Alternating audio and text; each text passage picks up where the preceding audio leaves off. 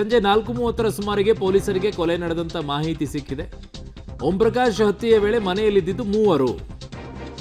ಮಗ ಸೊಸೆ ಹೊರಗಡೆಗೆ ಊಟಕ್ಕೆ ತೆರಳಿದಂತ ಸಂದರ್ಭದಲ್ಲಿ ನಡೆದಿರುವಂತಹ ಹತ್ಯೆ ಇದು.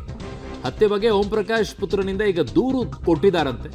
ಇನ್ನು ಎಫ್ಐಆರ್ ಆಗಿಲ್ಲ. ಸದ್ಯ ಪತ್ನಿ ಪಲ್ಲವಿ ಮತ್ತು ಪುತ್ರಿ ಕೃತಿಯನ್ನ ವಶಕ್ಕೆ ಪಡೆದು ವಿಚಾರಣೆಯನ್ನ ಮಾಡ್ತಾ ಇದ್ದಾರೆ. ಅರೆಸ್ಟ್ ಅಂತೂ ಮಾಡಿಲ್ಲ ಅಂತ ಹೇಳ್ತಿದ್ದಾರೆ ವಿಕಾಸ್ ಕುಮಾರ್ ಅವರು, ಹೆಚ್ಚುವರಿ ಪೊಲೀಸ್ ಆಯುಕ್ತರು. ಸಂಜೆ 4:30ರ ಸುಮಾರಿಗೆ ಆಗಿರುವಂತಹ ಮಾಹಿತಿ ಅನ್ನುವಂಥದ್ದನ್ನು ಹೇಳಿದ್ದಾರೆ.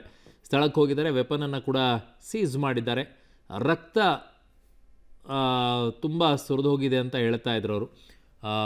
ಅದರ ಜೊತೆಗೆ ಕೆಲವು ಕಡೆಗಳಲ್ಲಿ ತುಂಬ ಇಂಜೂರ್ಡ್ ಆಗಿದೆ ಅನ್ನುವಂಥದ್ದನ್ನು. ಆಮೇಲೆ ಯಾರು ಏನು ಎತ್ತ ಎಲ್ಲವೂ ಕೂಡ ಎಫ್ಐಆರ್ ದಾಖಲಾಗಬೇಕು, ಆಮೇಲೆ ಒಂದಿಷ್ಟು ಮಾಹಿತಿಗಳು ನಿಮಗೆ ಸಿಗುತ್ತೆ ಅಂತ ಹೇಳಿದ್ದಾರೆ. ಆಮೇಲೆ ಅವರೊಂದು ಮಾತು ಕೂಡ ಹೇಳ್ತಾ ಇದ್ರು, ಎಲ್ಲರ ಮನೆಯಲ್ಲೊಂದು ಒಂದಿಷ್ಟು ಇದ್ದೇ ಇರುತ್ತೆ ಅಲ್ವಾ ಅಂತ ಹೇಳಿ. ಸೊ ಇಲ್ಲೂ ಕೂಡ ಹಾಗೇ ಇದ್ದಿದ್ದು. ಬಟ್ ನನಗೆ ವೆರಿ ಶಾಕಿಂಗ್ ಏನು ಅಂತಂದರೆ, ಈ ಇಳಿ ವಯಸ್ಸಿನಲ್ಲೂ ಕೂಡ ಈ ರೀತಿಯಾದಂಥ ಪರಿಸ್ಥಿತಿಗೆ ಹೋಗ್ಬಿಟ್ಟು ಕೊಲೆ ಮಾಡ್ಕೊಳ್ಳುವಂಥ ಪರಿಸ್ಥಿತಿಗೆ ಅವಶ್ಯಕತೆ ಇತ್ತಾ ಅಂತ ಹೇಳಿ. ಬಟ್ ಅವ್ರವ್ರ ಮನೆಯಲ್ಲಿ ಏನೇನು ಪರಿಸ್ಥಿತಿ ಇತ್ತೋ ಯಾರಿಗೆ ಗೊತ್ತು, ಯಾವ ಹಂತಕ್ಕೆ ಹೋಗುವಂಥ ಪರಿಸ್ಥಿತಿ ಇತ್ತು. ಕೊಲೆ ಮಾಡೋ ಹಂತಕ್ಕೆ ಹೋಗ್ತಾ ಇದ್ದಾರೆ ಅಂತಂದರೆ ಇನ್ಯಾವ ರೀತಿಯಾದಂಥ ಆ ಹೆಣ್ಣು ನೋವನ್ನು ಅನುಭವಿಸಿದ್ಲು, ಸಂಕಟವನ್ನು ಅನುಭವಿಸಿದ್ರು, ಏನು ಪರಿಸ್ಥಿತಿ ಇತ್ತು ಹೇಳೋಕ್ಕಾಗಲ್ಲ. ನಾವಿಲ್ಲಿ ಕೂತ್ಕೊಂಡು ಹೇಳೋದು ಸುಲಭ ಅಲ್ಲ ಅದು.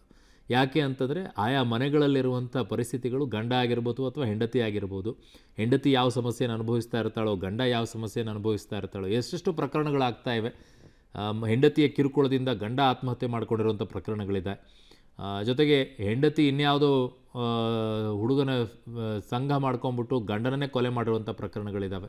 ಬಟ್ ಇಲ್ಲಿ ಬೇರೆ ರೀತಿಯಲ್ಲಿ ಕಾಣಿಸ್ತಾ ಇದೆ. ಕ್ರೈಮ್ ಬ್ಯೂರೋಯಿಂದ ನನ್ನ ಸಹೋದ್ಯೋಗಿ ನಾಗೇಶ್ ನನ್ನ ಸಂಪರ್ಕಕ್ಕೆ ಸಿಗ್ತಾ ಇದ್ದಾರೆ. ನಾಗೇಶ್, ಈಗ ಪೊಲೀಸರ ಪ್ರಾಥಮಿಕ ತನಿಖೆಯಲ್ಲಿ ಏನು ಮಾಹಿತಿ ಲಭ್ಯವಾಗ್ತಾ ಇದೆ ನಾಗೇಶ್? ಏನು ಸದ್ಯಕ್ಕೆ ಬೆಳವಣಿಗೆ ಆಗ್ತಾ ಇದೆ? ಅರುಣ್, ಮಾಜಿ ಪೊಲೀಸ್ ಮಹಾನಿರ್ದೇಶಕರಾದ ಓಂ ಪ್ರಕಾಶ್ ಅವರನ್ನು 4 ಗಂಟೆ ಸುಮಾರಿಗೆ ಅವರ ಪತ್ನಿಯ ಕೊಲೆ ಮಾಡಿದ್ದಾರೆ ಅನ್ನುವಂಥ ವಿಚಾರಗಳು ಗೊತ್ತಾಗಿರುವಂಥದ್ದು. ಸದ್ಯ ನಾನು ಇನ್ಸಿಡೆಂಟ್ ನಡೆದಂಥ ಮನೆ ಬಳಿ ಇದ್ದೇನೆ. ಆ ಮನೆಯನ್ನು ತೋರಿಸುವ ಕೆಲಸವನ್ನು ಮಾಡ್ತೇನೆ. ಘಟನಾ ಸ್ಥಳಕ್ಕೆ ಈಗಾಗಲೇ ಹಿರಿಯ ಅಧಿಕಾರಿಗಳು ಕೂಡ ಬಂದು ಪರಿಶೀಲನೆ ಮಾಡುವ ಕೆಲಸವನ್ನು ಮಾಡ್ತಿರುವಂಥದ್ದು. ಶಾರ್ಪ್ ವೆಪನ್ ಬಳಸಿ ಓಂ ಪ್ರಕಾಶ್ ರಾವ್ ಅವರನ್ನು ಹತ್ಯೆ ಮಾಡಲಾಗಿದೆ ಅನ್ನುವಂಥ ವಿಚಾರಗಳು ಪ್ರಾಥಮಿಕ ತನಿಖೆ ವೇಳೆ ಗೊತ್ತಾಗಿರುವಂಥದ್ದು. ಹತ್ಯೆ ಮಾಡುವಂಥ ಸಂದರ್ಭದಲ್ಲಿ ಅವರ ಹೊಟ್ಟೆಯ ಭಾಗಕ್ಕೆ 4 ಬಾರಿ, ಒಟ್ಟು 8 ರಿಂದ 10 ಬಾರಿ ಚುಚ್ಚಿ ಅವರಿಗೆ ಕೊಲೆಯನ್ನು ಮಾಡಲಾಗಿದೆ ಅನ್ನುವಂಥ ವಿಚಾರಗಳು ಕೂಡ ಗೊತ್ತಾಗ್ತಿರುವಂಥದ್ದು. ಭಾಳ ಪ್ರಮುಖವಾದ ವಿಚಾರ ಏನಂದರೆ, ಹತ್ಯೆ ಮಾಡಿದಂಥ ಸಂದರ್ಭದಲ್ಲಿ ತೀವ್ರ ರಕ್ತಸ್ರಾವವಾಗಿ ಓಂ ಪ್ರಕಾಶ್ ಅವರು ಒದ್ದಾಡ್ತಿರುವಂಥ ಸಂದರ್ಭದಲ್ಲಿ ಎದುರುಗಡೆ ನಿಂತ್ಕೊಂಡೇ ಪತ್ನಿ ನರಳ್ತಾ ಇರೋದನ್ನು ನೋಡ್ತಿದ್ರು ಅನ್ನುವಂಥ ವಿಚಾರಗಳು ಕೂಡ ಪೊಲೀಸರ ಪ್ರಾಥಮಿಕ ತನಿಖೆ ವೇಳೆ ಗೊತ್ತಾಗಿರುವಂಥದ್ದು. ಮೇಲ್ನೋಟಕ್ಕೆ ಯಾವ ಕಾರಣಕ್ಕಾಗಿ ಈ ಒಂದು ಹತ್ಯೆ ಆಗಿದೆ ಅನ್ನುವಂಥದ್ದನ್ನು ಪರಿಶೀಲನೆ ಮಾಡಿದಂಥ ಸಂದರ್ಭದಲ್ಲಿ ಈ ಆಸ್ತಿಯ ವಿಚಾರಕ್ಕಾಗಿ ಆಗಾಗ ಗಲಾಟೆ ಆಗ್ತಾಯಿತ್ತು. ಆ ವಿಚಾರವನ್ನೇ ಮುಂದಿಟ್ಕೊಂಡು ಇವತ್ತು ಕೂಡ ಗಲಾಟೆ ಮಾಡಿ ಹತ್ಯೆ ಮಾಡಿದ್ದಾರೆ ಅನ್ನುವಂಥ ವಿಚಾರಗಳು ಕೂಡ ಗೊತ್ತಾಗ್ತಿರುವಂಥದ್ದು. ಈ ಒಂದು ಹತ್ಯೆ ನಡೆದಂಥ ಸಂದರ್ಭದಲ್ಲಿ ಈ ಮನೆಯಲ್ಲಿ 3 ಜನ ಇದ್ದರು ಅನ್ನುವಂಥ ಮಾಹಿತಿ ಕೂಡ ಇರುವಂಥದ್ದು. ಓಂ ಪ್ರಕಾಶ್ ಅವರ ಪತ್ನಿ ಪಲ್ಲವಿ ಮತ್ತು ಅವರ ಮಗಳು ಕೃತಿಕಾ ಸೇರಿದಂತೆ ಒಟ್ಟು 3 ಜನ ಇದ್ದರು.